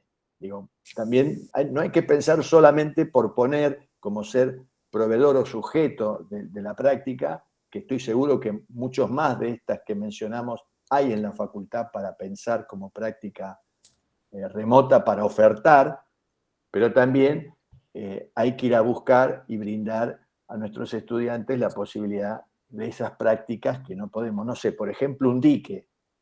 Hay represas simuladas. Cuando hablo de Hidráulica de La Plata o de Lina o de lugares así, tienen una represa en escala. O tienen cosas que modelizan y reproducen si llueve 500 milímetros, como pasó, lo que pasaría. Esas cosas ya están armadas, ya falta subirlo a internet nada más, pero ya existen. Esas cosas, digo, que son los valores que tal vez no se pensó, o si se pensó, no nos pusimos de acuerdo. Ahora hay una voluntad de hacerlo. Ese es el mensaje tal vez final de este tema. Gracias. No, gracias a ustedes. ¿Alguna otra consulta? ¿No? Bueno, como estamos en el marco de la diplomatura, nos va a dar una pequeña charlita la magíster Belén Steinman del equipo de orientación pedagógica, que nos va a estar ayudando para que el diseño de este segundo taller, que es del diseño de objetos de aprendizaje, tenga un soporte pedagógico. Porque a veces nos entusiasmamos con las cuestiones técnicas, pero el material que desarrollamos no tiene un soporte pedagógico. Entonces la invitamos a Belén para que nos diga unas palabritas. Bueno, muchas gracias. ¿Cómo están? Hola a todos y a todas. Muy lindo escucharlos, escucharlas y ver, bueno, todos los intercambios que fueron surgiendo en este encuentro. Como contaba Claudia, vamos a estar junto con las chicas, con Magdalena y con Daniela también, viéndonos ahí a través del aula en este taller número 2 y también en el número 3. Así que vamos a estar un rato ahí viéndonos en el aula. Y la idea es poder trabajar un poquito sobre estas cuestiones relacionadas con la enseñanza centrada en él o la estudiante y el aprendizaje colaborativo sobre todo. Luego, cuando puedan ver el material que fuimos subiendo en el aula, van a ver que hay también un video donde explicamos un poquito sobre esto, que bueno, ahora les voy a introducir un poquito las cuestiones que vamos a ir trabajando durante estas semanas de cursada, que tiene que ver con esto, justamente con el aprendizaje colaborativo y el aprendizaje basado en competencias, sobre todo, en problemas, perdón, sobre todo, para fomentar el trabajo a través de esto, de poder propiciar las competencias que queremos desplegar y generar en nuestros y nuestras estudiantes. Sabemos, bueno, como venimos conversando, ¿no?, que los cambios, la innovación en la tarea docente es continua, continuamente nos encontramos teniendo que innovar y sobre todo hoy en día con lo que ocurrió con la pandemia, con la virtualización, hubo situaciones donde fuimos obligados y obligadas a innovar, a aprender cosas nuevas y bueno, y a lanzarnos en este caso a la virtualidad. Hoy en día está muy en auge todo lo que tiene que ver justamente con esto, el aprendizaje de las competencias, de las habilidades que se requieren para ingresar al mundo laboral, al mundo profesional, en la vida misma, en la vida con otros, con otras, y en la vida laboral también. Nos encontramos continuamente con situaciones que hay que resolver, problemas, con situaciones donde hay que compartir o colaborar con otros, con otras. Entonces, ¿por qué no trabajar estas cuestiones en el aula y poder acompañar a nuestros y nuestras estudiantes a poder desarrollar estos aprendizajes basados en competencias que van a generar un aprendizaje mucho más profundo, mucho más significativo, porque los y las estudiantes van a poder aprender a aprender, ¿no? Esta cuestión de poder aprender haciendo, estando en contacto con todas las cuestiones que tienen que ver con la práctica profesional, ¿sí? Entonces, no decimos que hay una metodología, ¿no?, de enseñanza mejor o peor que otra, sino que siempre tenemos que partir desde el sentido, ¿no?, que le queremos dar a nuestras clases. Y bueno, tal vez de pensar qué tipo de competencias necesitamos desplegar o queremos propiciar en nuestros estudiantes, y en base a eso poder elegir, bueno, qué tipo de metodología puede ir mejor en relación a esto. Hay variadas estrategias o metodologías de aprendizaje colaborativo. Una de ellas es, por ejemplo, el aprendizaje basado en problemas, como también puede ser otra, el aula invertida. Van a encontrar en el aula algunos materiales de diversas metodologías o estrategias que les compartimos también, la gamificación, por ejemplo, el aprendizaje basado en proyectos. Hay variadas y hoy en día la tecnología también nos aporta un montón de herramientas para sostenernos en esto también. Pero siempre lo que decimos es esto, que vaya siempre en línea del sentido, ¿no?, de que le queremos dar a nuestras clases. No partir desde la herramienta o desde la metodología, sino partir desde el sentido. Bueno, ¿qué sentido le quiero dar a mi clase? ¿Qué competencia quiero desplegar? Y ahí ver, bueno, del abanico de herramientas que disponemos, bueno, ¿cuál será la más apropiada? Todas estas metodologías basadas en el aprendizaje colaborativo son muy positivas para poder, bueno, justamente trabajar en un rol mucho más activo en los y las estudiantes. Es como que se reconfiguran los roles tanto docentes como de estudiantes, porque el docente pasa a ser más un guía, un orientador, que acompaña a los estudiantes en un aprendizaje mucho más activo por parte de los y las estudiantes, y donde pasan a ser protagonistas totalmente de este proceso de aprendizaje. En la metodología del aprendizaje basado en problemas, lo que se trabaja es esto, colaborativamente con otros y con otras. Y tal vez, a diferencia de una metodología más tradicional de enseñanza, donde tal vez el docente o la docente expone un tema de un modo tal vez más teórico, y luego los o las estudiantes se acercan con alguna tarea, o si hay algún problema es de un modo tal vez más a modo de ejemplo. En el aprendizaje basado en problemas se invierte esta situación. Entonces se empieza por el problema. El centro de toda la situación de aprendizaje y de enseñanza es el problema. Entonces es un problema que es diseñado por él o la docente específicamente para esta situación, donde se le presenta el problema a los y las estudiantes sin darle la totalidad de la información sobre el problema, para que justamente los estudiantes puedan comenzar, bueno, desde el punto de partida de plantear el problema, empezar a investigar en un trabajo en principio colaborativo, buscar información, pensar estrategias, cómo se puede llegar a la resolución de este problema, y luego compartir, bueno, las diferentes aprendizajes que fueron surgiendo, las diferentes informaciones que fueron recolectando, y bueno, y compartir en un trabajo final, bueno, a qué conclusiones se pudo ir llegando con el planteo de este problema.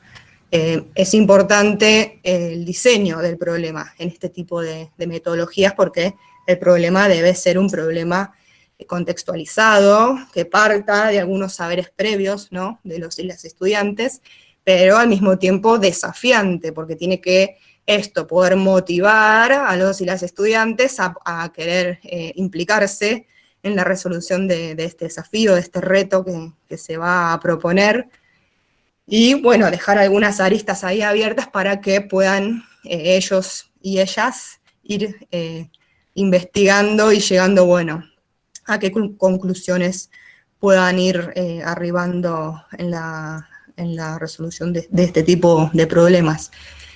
Son muchos los beneficios, ¿no?, del trabajo con este tipo de metodologías en el aula, porque justamente en primera instancia se propicia el aprendizaje de competencias, básicamente, ¿no? Eso es una cuestión muy importante y que acerca a los y las estudiantes a el mundo profesional, ¿sí?, a los problemas con los que se van a encontrar en su práctica profesional.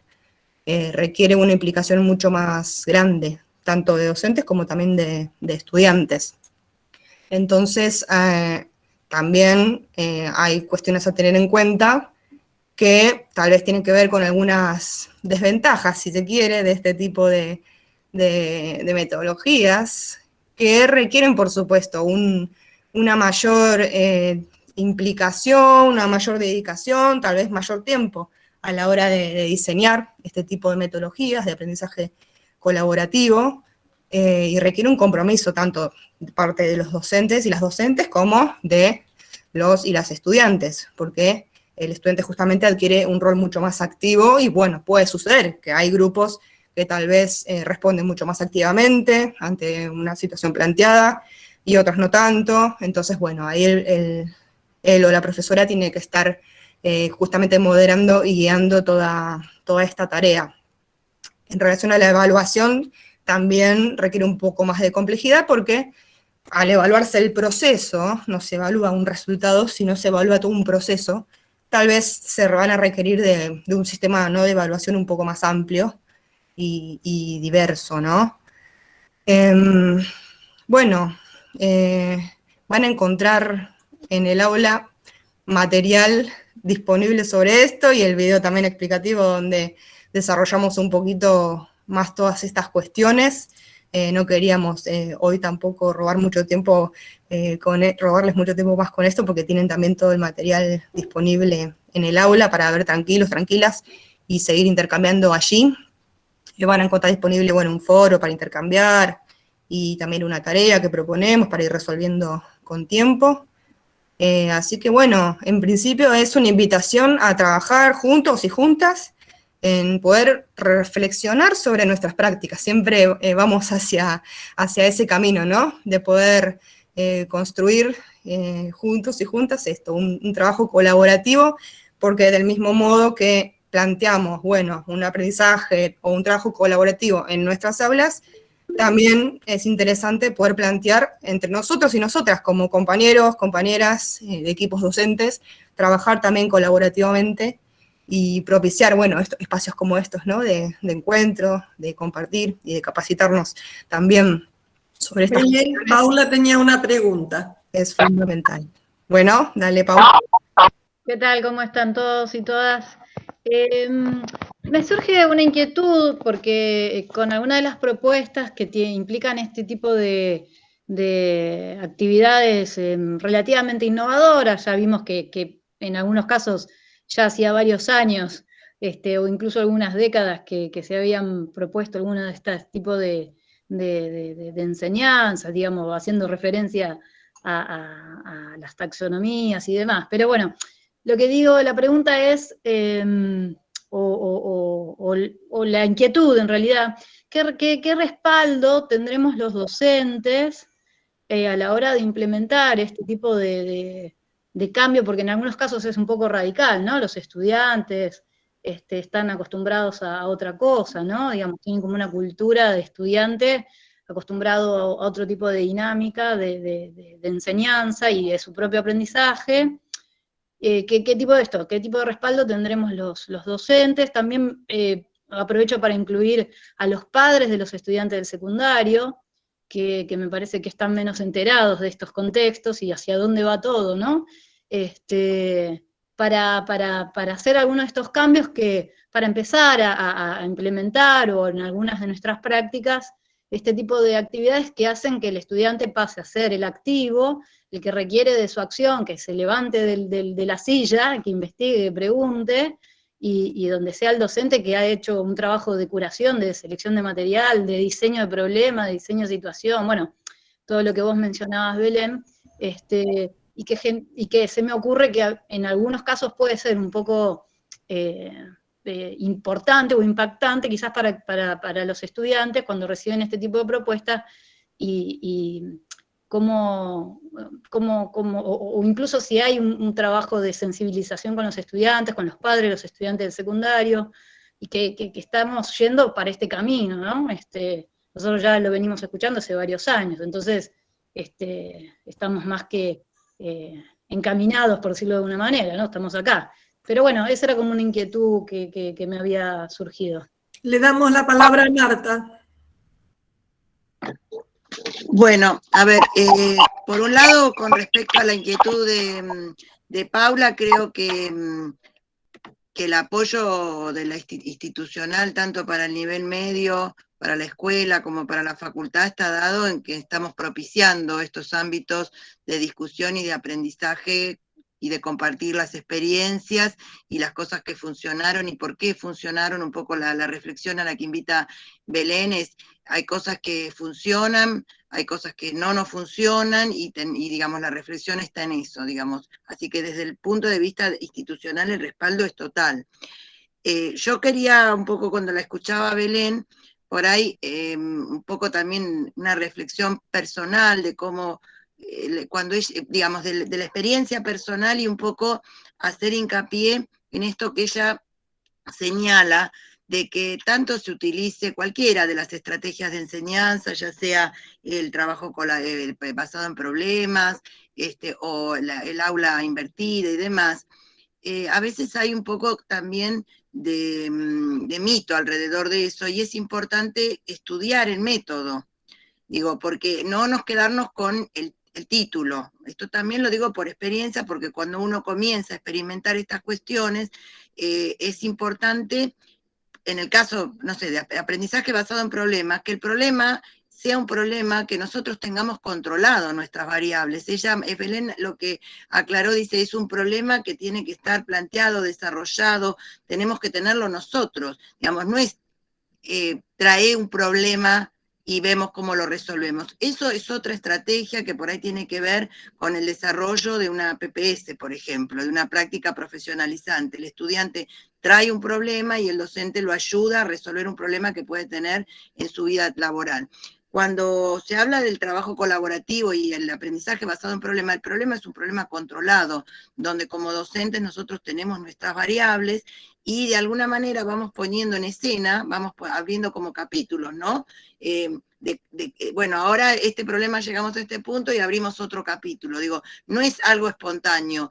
Debería ser espontáneo, me parece, corregime Belén si esto no es así, debería ser espontáneo para el estudiante que está recibiendo, pero es como algo muy programado, muy ensayado, muy controlado por parte del docente. Y a veces incurrimos en esa falla, es decir, tenemos un problema y lo largamos sin haber tenido esa tarea interna, previa, de modelizar ese problema para que se convierta en un problema de un trabajo colaborativo que lo llevamos al aula.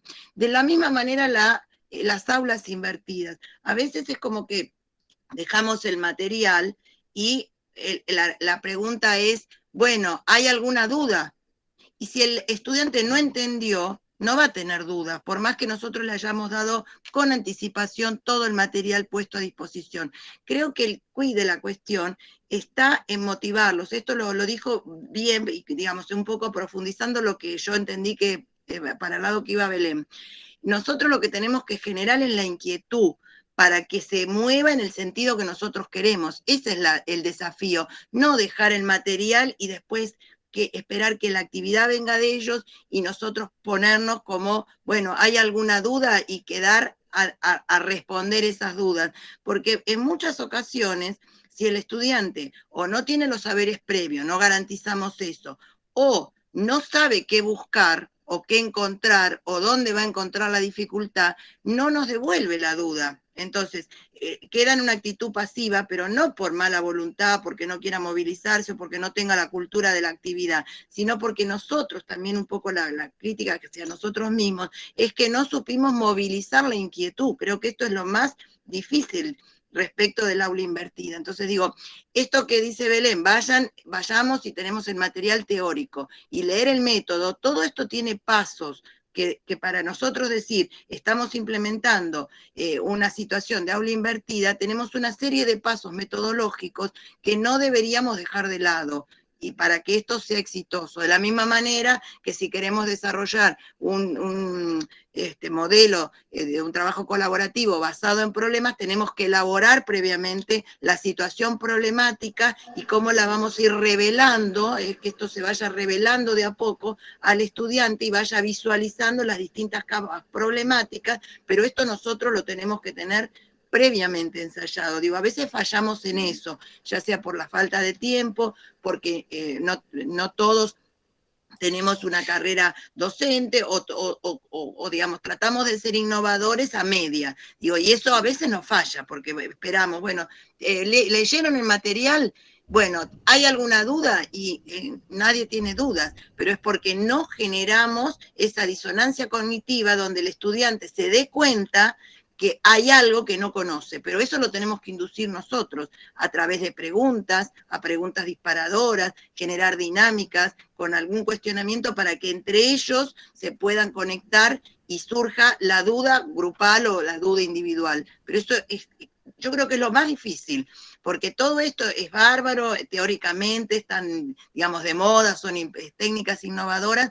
pero la implementación del docente es un desafío enorme y un trabajo enorme previo a la puesta en escena. Es como cuando uno va al teatro y la obra fluye, pero previo de eso hay meses de ensayo, de un libreto, de un guiñón, de saber cuándo ingresa uno, cuál es el gesto que tiene que hacer uno para que el otro le dé el paso a la intervención. Digo, y a veces nos olvidamos de eso. Me parece que ahí está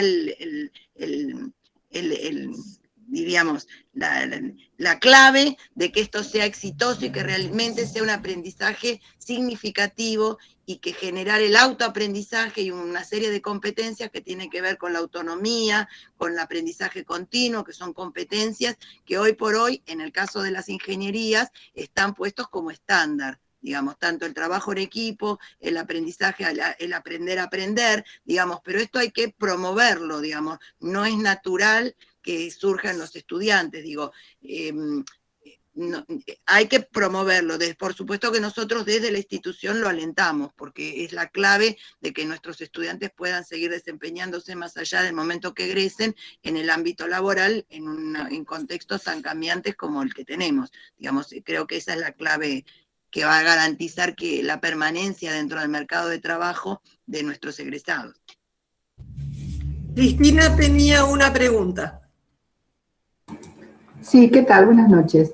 En realidad son dos. La primera, o sea, esto de las metodologías está excelente y bueno, hay un proceso de investigar. Por ejemplo, en mi caso estoy trabajando con los chicos con pizarra, o sea, con un programa que me permite ver lo que ellos hacen, o sea, tratar de cambiar la forma para que el estudiante se interese y participe, no simplemente sea receptor de lo que uno está haciendo, para ver cómo trabaja en tiempo real. Pero a mí lo que me cuestiono es cómo registro yo, o sea, porque si bien este proceso es todo un proceso de aprendizaje, ¿cómo es que puedo yo registrar y que quede esta secuencia de evolución del conocimiento y del aprendizaje del alumno pueda estar registrado fehacientemente? Porque uno ve lo que hace, o sea, ve en el aula, las veces que entró, o sea, tiene un registro de las acciones del estudiante, pero algo más fino, o sea, yo uso rúbricas, por ejemplo, para evaluar, ¿sí? O en un trabajo práctico, les digo, bueno, qué cosas voy a tener en cuenta, y bueno, en función de eso se va haciendo, pero me gustaría algo más elaborado, o sea, de proceso, no de solo una actividad o una tarea. No sé si se entiende lo que pregunto. ¿Cómo se genera eso? ¿Cómo podés registrarlo ahora en Moodle, actualmente, en nuestro trabajo de este cuatrimestre? ¿Cómo lo registro? ¿Qué evidencias me quedan?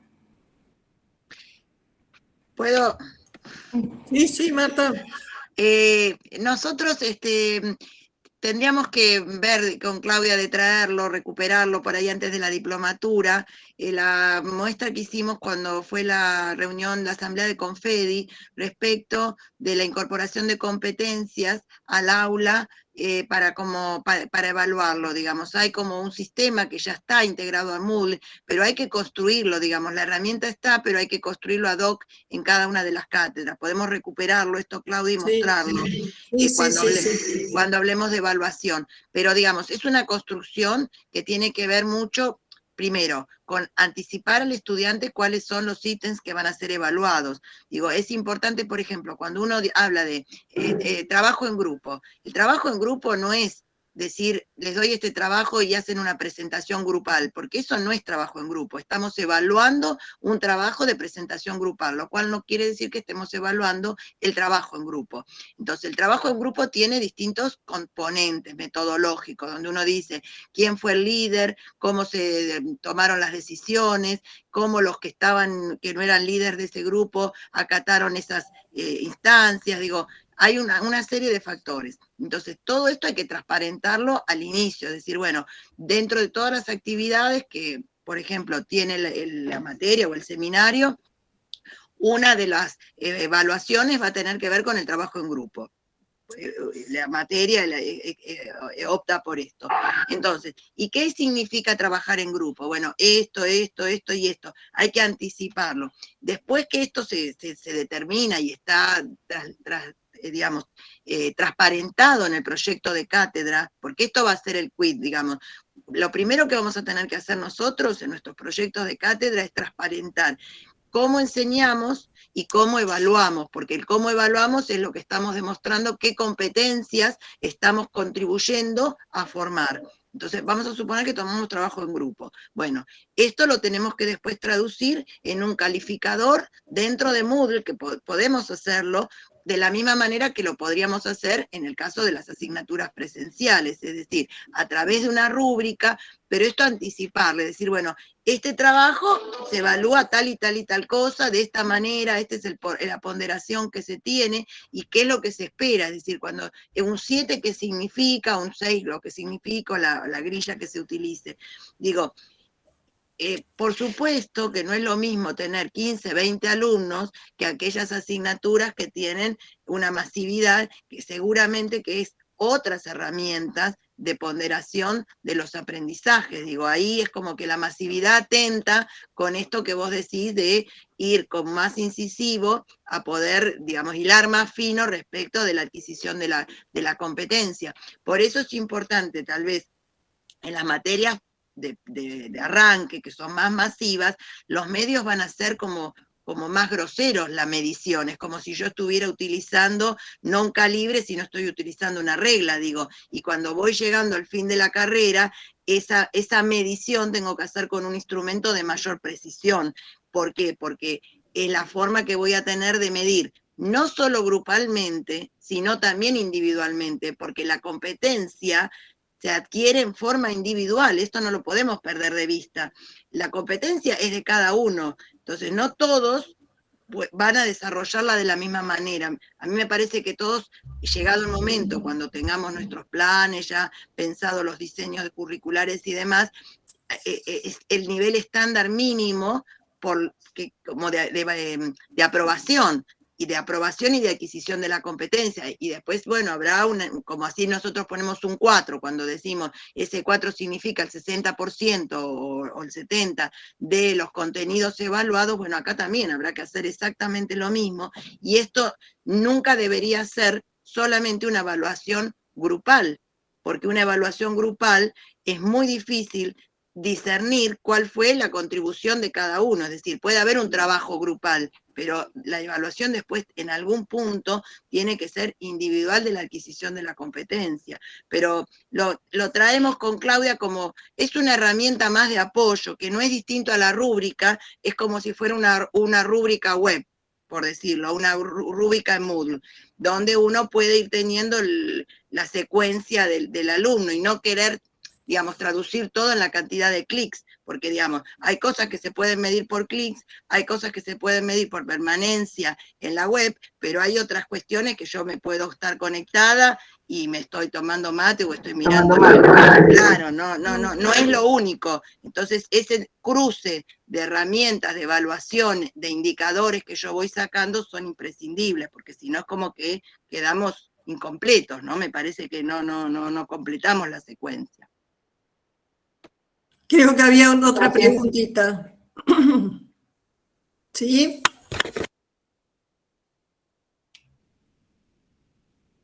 ¿Sí? ¿Había alguna otra preguntita o no? Ya nos hemos perdido. No, yo quería hacer... Hola. Por eso me pareció. Hola. No, lo que pasa es que me sonaba mal. Quería hacer un comentario, si me lo permiten. Sí, dale. Nosotros, digamos, en la experiencia que tenemos del laboratorio, y en la conclusión personal que yo tengo después de haber entrado a la docencia por la ventana y haberme convertido en docente por accidente en el año 79-80, y después de haber cursado una carrera docente, una maestría, yo la conclusión a la que llego, o a la que he llegado en mi experiencia, es que la preparación de las clases es el 70% del éxito de la clase. Y en tal sentido, nosotros en el laboratorio, que es una cuestión particular porque hacemos práctica, tenemos algunas cuestiones a tener en cuenta. Primero que nada, cuando preparamos los trabajos prácticos cada año, que se van a hacer en el laboratorio, y cuando hablamos de práctica real, es decir, de usar los elementos, no tenemos más remedio que, primero, asegurarnos que estén todos los elementos. Después reproducir nosotros, por eso que en febrero, ahora con la presencialidad lo hacemos de otra forma, con las simulaciones, pero siempre en febrero nos juntamos y hacemos todos los trabajos prácticos que le vamos a pedir que los alumnos monten en los tableros para solucionar problemáticas, los resolvemos primero nosotros. Porque evidentemente, como dice Marta, de esa manera tenemos controlado cuál es el trabajo que está haciendo el alumno. Y no podemos fallar, porque ahí en el laboratorio realmente, si hay algo que no funciona o algo que está mal diseñado y la automatización no funciona, el alumno se va con una decepción muy grande y nosotros nos vamos más decepcionados que el alumno. Entonces, lo único que quería dejar como reflexión, apoyando lo que decía Belén y lo que decía Marta, es que a nuestro criterio y en el esfuerzo que ponemos, la preparación nos lleva mucho tiempo, porque después, con una buena preparación, el dictar la clase, cuando uno tiene el dominio y está seguro de tener todos los elementos controlados, no digo que sea simple, pero es mucho más llevadero y mucho más fácil, porque uno sabe dónde arranca, por dónde pasa y a dónde va.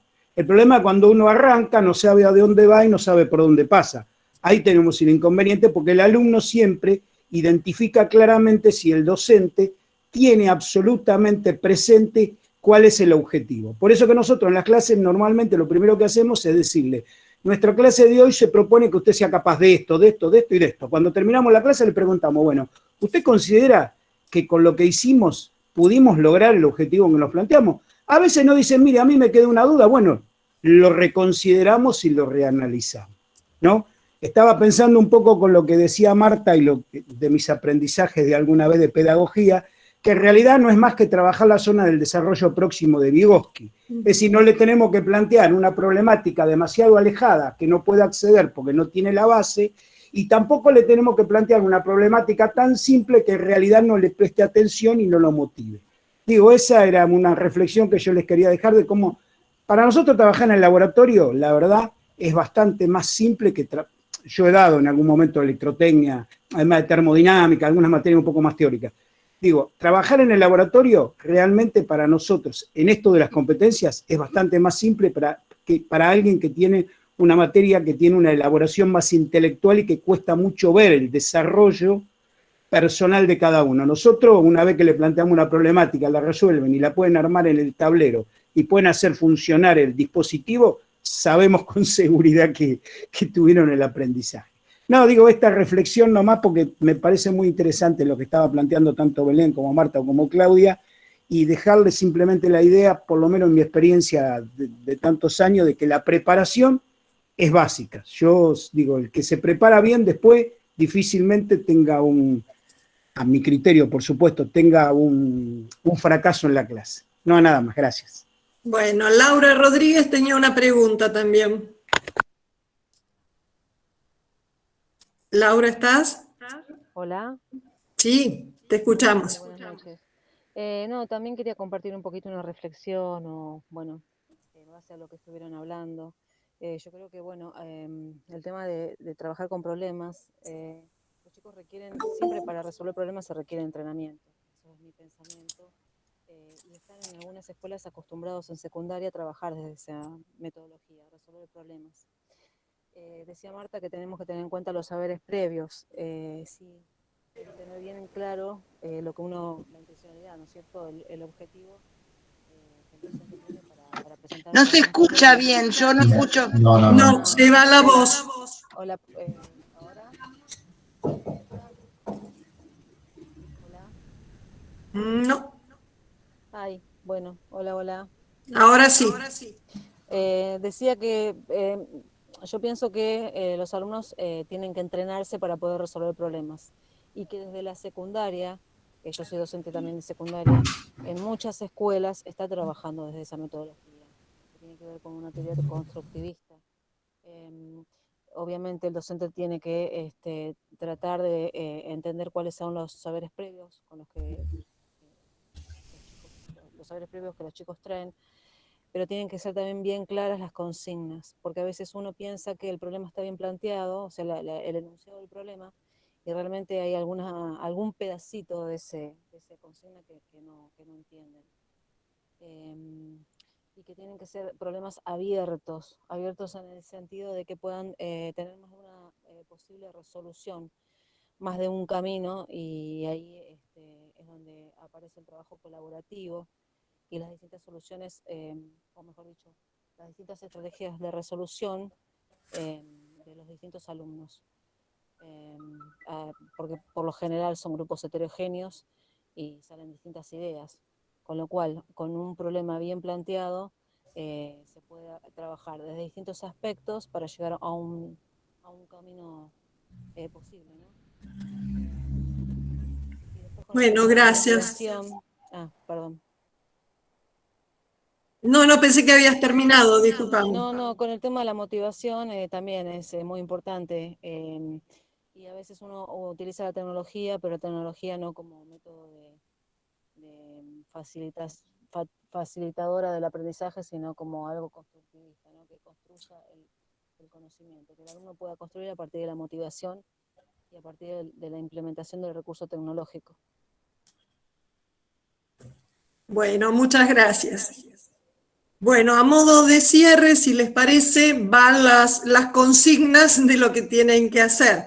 Este módulo este taller abarca hasta el 15 de octubre, que es nuestro próximo encuentro sincrónico.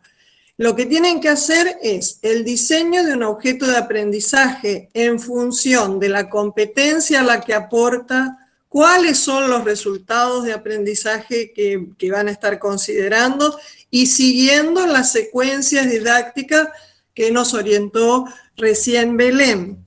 Lo que nosotros no vamos a poder evaluar es el tema del contenido. Lo que nosotros vamos a poder estar mirando es el diseño del objeto de aprendizaje. En este módulo es el objeto de aprendizaje. En el próximo taller vamos a estar viendo las herramientas de evaluación. Lo que pasa es que cuando hacemos el diseño ya tenemos que ir pensando cómo lo vamos a estar evaluando. ¿Se entiende?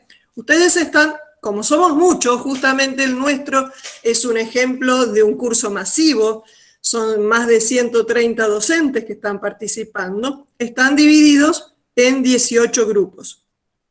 Cada uno sigue perteneciendo al grupo con el que hizo el taller 1. ¿Está bien?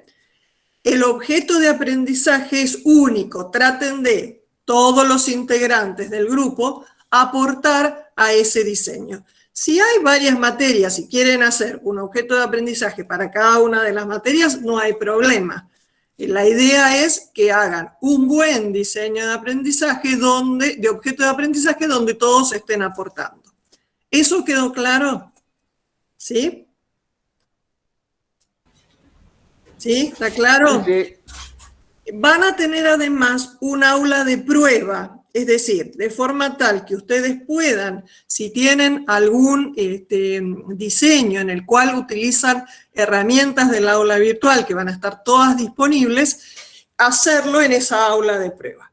De la misma manera, van a tener un foro para cada grupo, donde nosotros podamos ir viendo la trazabilidad del diseño, es decir, en qué se ponen de acuerdo, a qué competencias están aportando, cuáles son los resultados de aprendizaje, cuáles son los objetivos que tiene ese objeto de aprendizaje, para qué lo estoy diseñando. ¿Se entiende? ¿Alguno había levantado la mano? ¿Sí? Me pareció que alguno levantó la mano. ¿Puede ser? Sí, permiso, Gustavo. Dale. ¿Qué tal? Buenas tardes a todos. ¿Cómo estás? Bien. Nosotros, o por lo menos yo, me incorporé luego de la primera charla que ustedes han desarrollado. Supongo que soy del grupo de los docentes de educación técnica que se han incorporado en estas El grupo 18 son ustedes. Exactamente, bueno, sí. El grupo 18. Todavía no he podido, entré varias veces al Moodle, no he podido bien cómo direccionarme, pero creo que ya lo tengo medio resuelto. El tema es el siguiente, la conformación del grupo es bastante amplia, y vi que no hay una comunicación. Lo conformaron ustedes, el grupo, entre nosotros somos desconocidos y todavía no tenemos definido un tema, porque es por lo menos muy reciente vi. He entrado cotidianamente a ver si había, o ustedes proponían el tema. ¿Nosotros lo debemos proponer el tema del grupo?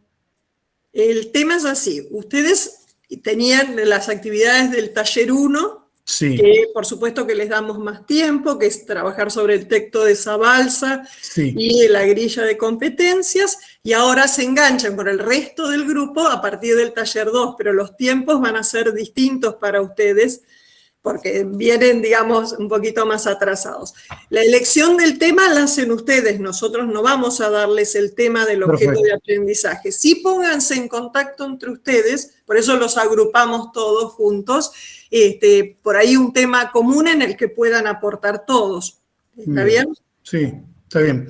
Con respecto, quería hacer un comentario respecto del trabajo, como decía Marta, el tema de las PPS, de las prácticas profesionalizantes. Yo estoy trabajando con el tema de prácticas profesionalizantes y se trabaja lo que hablaba Belén, el ABP. Sí, pero es en un marco mucho más abierto, no tan acotado como decía el muchacho que hablaba del laboratorio de automatización. Entonces nosotros trabajamos en proyectos porque se evalúan capacidades profesionales en el último año de cualquiera de las tecnicaturas que ofrece el nivel medio. Y el trabajo por proyectos es muy fructífero, le abre la mente al alumno e integra todas las condiciones que fueron, o las capacidades que fueron adquiriendo en saberes previos de años anteriores. Quería decir eso también. Bueno, perfecto, Gustavo. Sí, por ejemplo, alguno de los ejemplos que ustedes utilizan bien podría ser el objeto de aprendizaje que les estamos pidiendo. Bueno, vamos a trabajar en eso entonces. Muchas gracias. Bueno. ¿Alguien tiene alguna otra duda, consulta? ¿No? Bueno, nos seguimos entonces viendo, estando conectados. Les agradecemos muchísimo a todos los que hoy estuvieron participando, a Oscar, a Hugo, a Martín, a Belén. Bueno, les agradecemos muchísimo por darnos el apoyo. No sé si Marta querés dar un cierre o Oscar.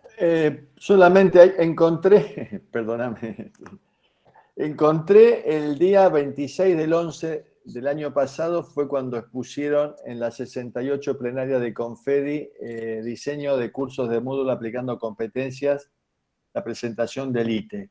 Pero no encontré cómo ver la charla de ustedes. Nada más, solamente ver si alguien la tiene. Sí, Oscar, quédate tranquilo, lo subimos. Lo Claro. subo, lo tenemos individualizado porque estaba toda la jornada junta.